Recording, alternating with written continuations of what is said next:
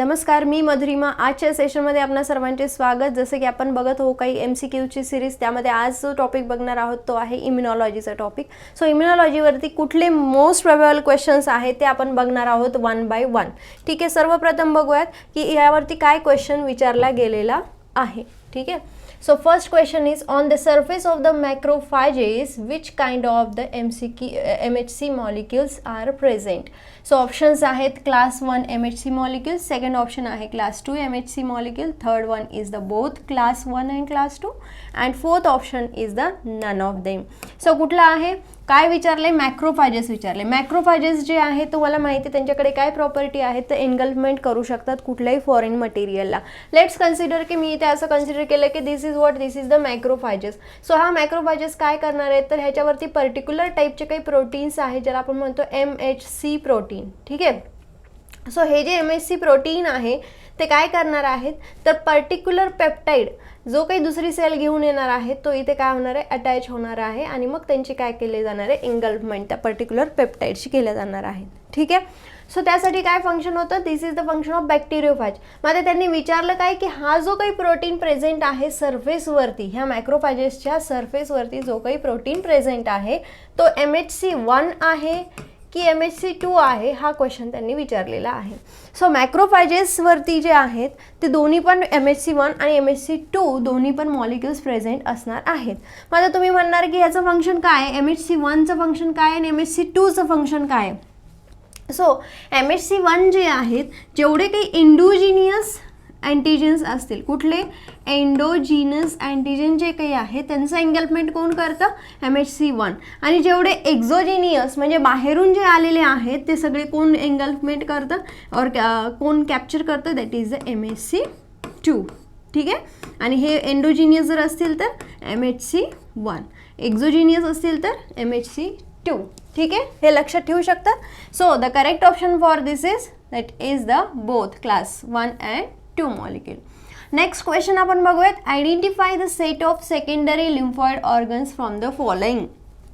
आता तुम्हाला माहिती आहे की दोन टाईपचे लिम्फॉइड ऑर्गन्स आपल्या बॉडीमध्ये प्रेझेंट आहे. प्रायमरी आपण एक म्हणतो आणि दुसरं सेकंडरी लिम्फॉइड ऑर्गन्स.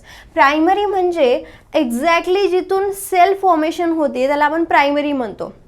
ठीक आहे, आणि त्यानंतर मग फर्दर मॅच्युरिटी वगैरे किंवा ते कुठे डिफेन्स करतात त्यांचं फंक्शन काय, त्याला आपण काय म्हणतो, that is the secondary lymphoid organ.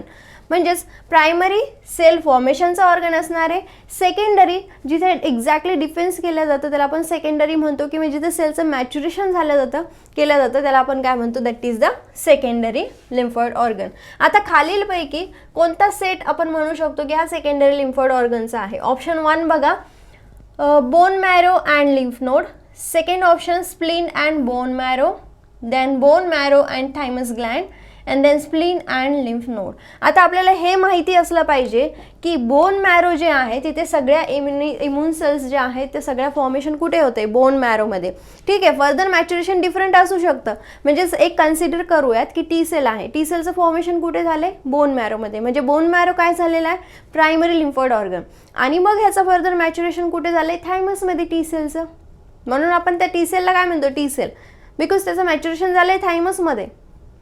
So जिथे फॉर्मेशन होत आहे त्याला आपण काय म्हणणार आहे, प्रायमरी. आता प्रायमरी आपल्याला काय आलं आहे, बोन मॅरो जिथे असेल ते इनकरेक्ट ऑप्शन. बोन मॅरो म्हणजे हा काय झाला, primary.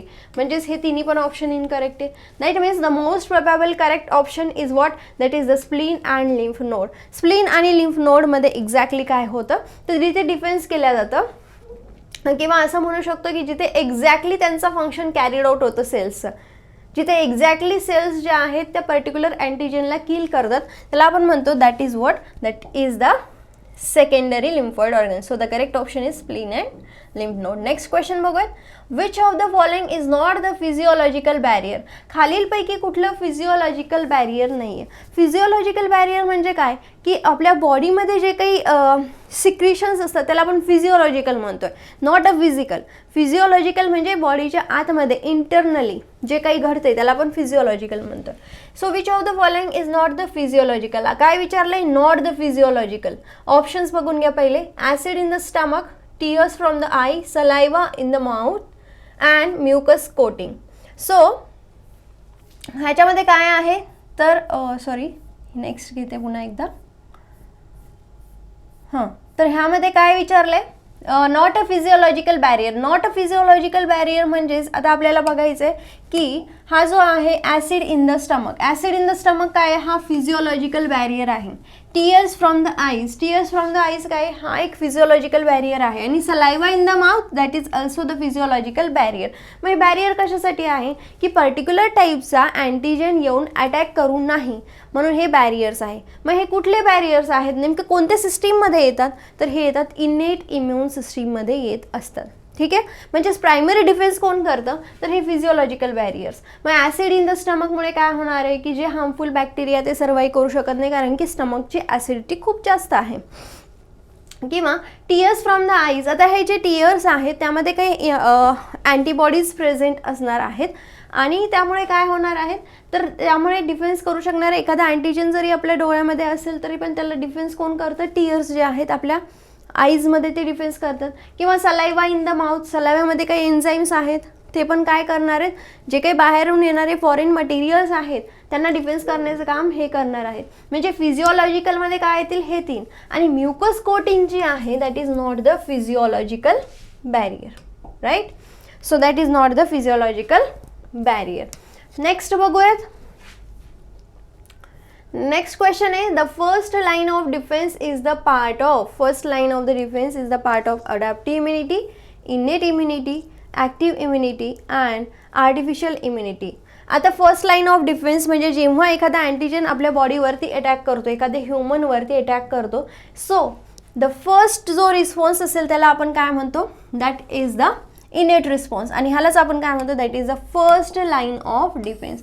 So the correct option for that is the इनेट immunity. Adaptive immune response is the third line of defence. First line of defence म्हणजे इमिडिएट जो काही रिस्पॉन्स असणार आहे, इमिडिएट रिस्पॉन्स म्हणजे जे काही फिजिओलॉजिकल बॅरियर्स असणार आहेत किंवा ॲनाटॉमिकल जे काही बॅरियर्स असेल, आपली स्किन वगैरे असेल, हे काय झाले, हे काही ॲनाटॉमिकल बॅरियर्स झालेले आहे. सो हा काय कुठला रिस्पॉन्स झाला, हा इनेट इम्युन रिस्पॉन्स झाला. आणि हा इनेट इम्युन रिस्पॉन्स म्हणजेच काय, फर्स्ट लाईन ऑफ डिफेन्स झालं आहे. ठीक आहे, so this is the correct option, that is the second one. म्हणजे तुम्ही म्हणणार की ॲक्टिव्ह इम्युनिटी काय, आर्टिफिशियल इम्युनिटी काय, अडॅप्टिव्ह इम्युनिटी काय. अडॅप्टिव्ह इम्युनिटी म्हणजे असा रिस्पॉन्स की एखादा पर्टिक्युलर टाईपचा अँटीजन आला, त्याला बॉडीमध्ये किल केलं, पण ॲट द सेम टाईम तिथे मेमरी जनरेट झाली आपल्या बॉडीमध्ये की तो पर्टिक्युलर टाईपचा अँटीजन आला. आता सेकंड टाईम काय झालं, सेकंड टाईम पुन्हा तोच अँटीजन आला आणि आपल्या बॉडीवरती अटॅक केला. म्हणजेच आपल्या बॉडीकडे तर मेमरी होती, मग आपल्या बॉडीने काय केलं, डिफेन्स केलं. त्याला आपण म्हणतो दॅट इज द अडॅप्टिव्ह, म्हणजे आपण अडॅप्ट केलेला रिस्पॉन्स आहे. ठीक आहे, आता हे ॲक्टिव्ह इम्युनिटी, आर्टिफिशियल इम्युनिटी पुढे बघूयात आपण काय आहे ते. नेक्स्ट क्वेश्चन बघूयात. The binding of antibodies to the antigen to produce a large insoluble complex is known as. आता तुम्हाला माहिती असेल एखादी अँटीबॉडी काय करते, पर्टिक्युलर टाईपच्या स्पेसिफिक अँटीजनला जाऊन बाइंड होते. मग जेव्हा अँटीबॉडी अँटीजनला जाऊन बाइंड होते तिथे एक कॉम्प्लेक्स तयार होतं आणि त्या कॉम्प्लेक्सला काय म्हणतात असं क्वेश्चन विचारलं आहे. Antibody antigen complex, agglutination, immunisation and suppressor cell reaction. So यामध्ये करेक्ट ऑप्शन काय आहे तुम्ही इझिली सांगू शकतात, that is what, that is the agglutination reaction. So the correct option is agglutination. Now antibody antigen complex तयार तर already झालेला आहे, त्यांनी काय विचारलं आहे, ह्याला आपण काय म्हणतो, इज नोन ॲज विचारलं आहे ना. So that is the incorrect option. किंवा मग तुम्ही म्हणणार मग इम्युनायझेशनचं काय, इम्युनायझेशन म्हणजे वॅक्सिनेशन, वॅक्सिनेशन आहे ना. So that is also the incorrect option. So suppressor cell reaction is the different concept. So the correct option is what? That is the option number second, agglutination. Next question आपण बघूयात. The most abundant immunoglobulin in our body is. Most abundant immunoglobulin कोणता आहे आपल्या बॉडीमध्ये? Option आहे IgA, IgD, IgG आणि IgM असे 4 options आहेत. मोस्ट अबंडंट इम्युनोग्लोबुलिन त्यांनी विचारलं आहे बॉडीमध्ये कुठला आहे. सो IgA, IgD, IgG आणि IgM हे काय आहेत, तर हे डिफरंट टाईप्स आहेत अँटीबॉडीजचे. सो ह्याला आपण काय म्हणतो, antibodies is nothing but immunoglobulins. So the correct option for that is IgG. IgG हा जो आहे तो जास्तीत जास्त प्रेझेंट असणार आहे कारण की अडॅप्टिव्ह रिस्पॉन्समध्ये IgG फंक्शन करत असतो. So the correct option is IgG. Next question आपण बघूयात.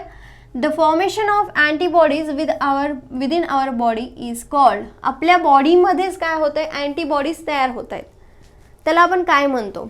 ठीक आहे, passive immunity, active immunity, innate immunity and acquired immunity. So antibodies ज्या आहेत आपल्या बॉडीमध्ये तयार होत आहेत. आपल्या बॉडीमध्ये तयार होत आहेत म्हणजेच लेट्स कन्सिडर की एक एक्झाम्पल घेऊयात, आपण एक उदाहरण घेऊयात की एखादा पर्टिक्युलर टाईपचा हा अँटीजन आहे. हा अँटीजन आपल्या बॉडीमध्ये एंटर केला. आपल्या बॉडीमध्ये एंटर केला तर आपल्या बॉडीमध्ये काय होईल, पहिली first line of defence activate होईल. फर्स्ट लाईन म्हणजे तुम्हाला माहिती इम्युन सेल रिस्पॉन्स होईल. त्यानंतर काय होईल, त्यानंतर सेकंडली हा कुठे जाणार आहेत, तर सेकंडली हा जाणार आहेत काही सेल्सकडे, ज्याला आपण म्हणतो टी सेल बी सेलचा हा जो काही रिस्पॉन्स आहे तिथे जाणार आहे.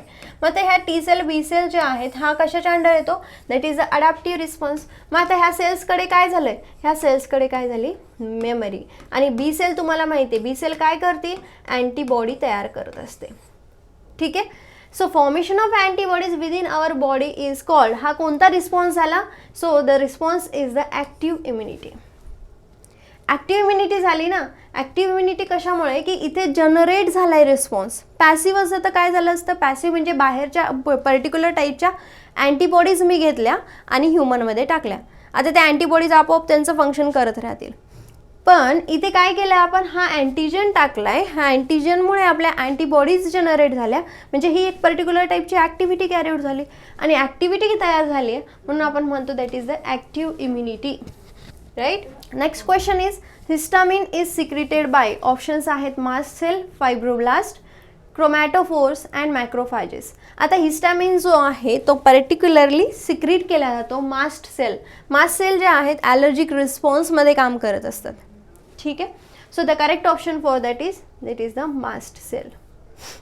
Next question is active immunity means. Active immunity याचा अर्थ काय, आत्ताच आपण बघितलं, resistance developed after the disease, increasing the quantity of blood. Third, resistance developed before the disease and increasing the rate of heartbeat. So ह्यापैकी आपण काय म्हणू शकतो, ॲक्टिव्ह इम्युनिटी म्हणजे काय, ॲक्टिव्ह इम्युनिटी म्हणजे जी रेजिस्टन्स डेव्हलप झाली आफ्टर द डिसीज. डिसीज कधी होणार आहे, जेव्हा पर्टिक्युलर टाईपचा अँटीजन ह्युमनमध्ये एंटर करणार आहे. लेट्स कन्सिडर की हा ह्युमन आहे, हा पर्टिक्युलर टाईपचा अँटीजन आहे. हा अँटीजन गेला ह्या ह्युमनमध्ये, ह्या ह्युमनमध्ये फर्स्ट लाईन ऑफ डिफेन्स होती. फर्स्ट लाईनने त्याला काय करायचा प्रयत्न केला, रेजिस्ट करण्याचा प्रयत्न केला. त्यानंतर काय झाला, त्यानंतर आलेत इथे पर्टिक्युलर टाईपचे थर्ड अडॅप्टिव्ह रिस्पॉन्स आला. अडॅप्टिव्ह इम्युनिटी काम करायला लागली. अडॅप्टिव्ह इम्युनिटीच्या अंदर कोण येणार आहे, टी सेल बी सेल राहणार आहेत. टी सेल आणि बी सेलकडे काय आहे, टी सेल आणि बी सेलकडे आहे मेमरी. ठीक आहे, आणि प्लस बी सेल काय करू शकतात, तर बी सेल अँटीबॉडीज जनरेट करतात. सो अँटीबॉडीज फॉर्म होतात. सो ही जी अँटीबॉडी फॉर्मेशन होणार आहे ती कशाच्या अगेन्स्ट होती, ती होती ह्या अँटीजनच्या अगेन्स्ट. म्हणजेच इथे काय होतं, एक ॲक्टिव्हिटी होती, म्हणजेच resistance developed after the disease. कसं काय, कारण की ऑलरेडी अँटीजन आला, त्याने आपल्या बॉडीला इन्व्हेड केलं आहे, म्हणजेच तुम्हाला डिसीज झाला आहे. डिसीज झाल्याच्या नंतर तुमच्याकडे जो काही रिस्पॉन्स जनरेट झालेला आहे, सो त्याला आपण म्हणतो that is the active immunity. So it is the resistance developed after the disease that we call it as that is the active immunity. And in this way we have completed all the most probable questions from the immunology topic. So तुम्हाला जर माझा हा video आवडला असेल तर नक्कीच like, share आणि subscribe करायला विसरू नका. Thank you so much.